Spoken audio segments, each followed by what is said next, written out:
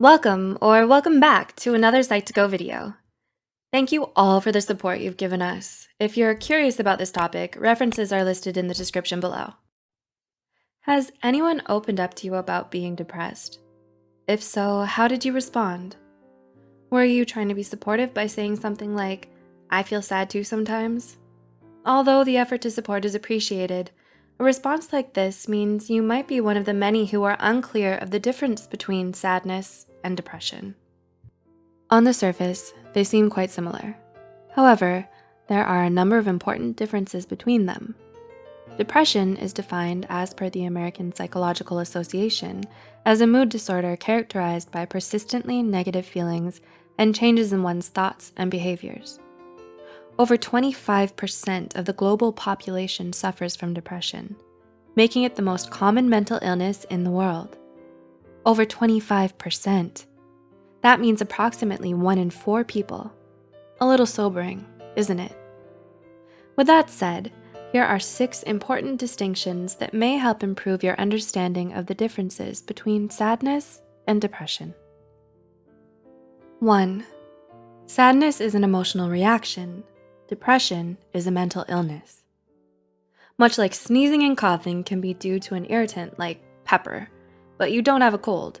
Similarly, you can feel sadness, but this doesn't always mean a diagnosis of depression. Sadness is a part of the natural and normal spectrum of a healthy human's emotions that all of us experience at times throughout our lives. Feeling sad is a normal response to hurt or distress, and it also comes and goes, fading when the trigger is no longer present. Depression does not come and go. It doesn't come up only in response to hurt and distress. It is simply present.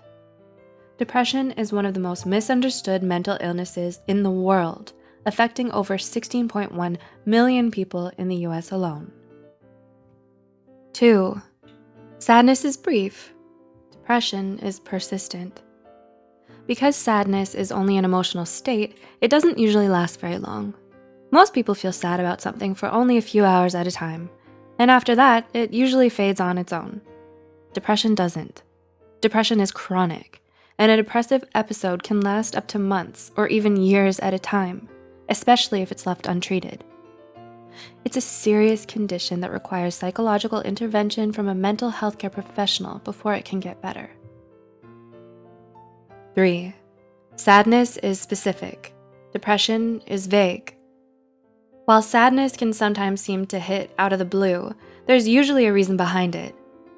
Specific nameable events like failing at a task, disappointment in a job, or the loss of a loved one can elicit sadness. So while it's easy to share and open up about what's making us sad, the same can't be said for depression. Unlike sadness, depression is not a reaction to a negative situation. A common difficulty is that those struggling with depression don't understand why they're depressed.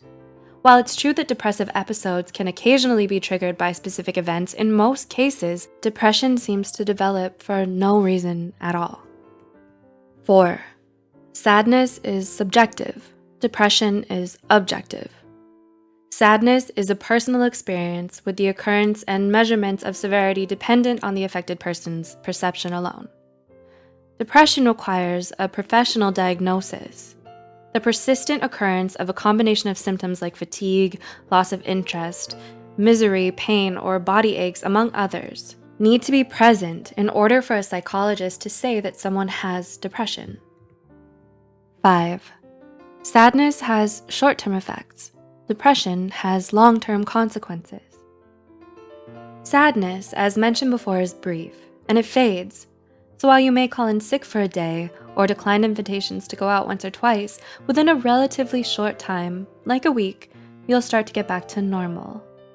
You know your life hasn't significantly changed because you still have your regular job, and your life gets back on track. Depression can't be taken so lightly, as it affects all areas of a person's life.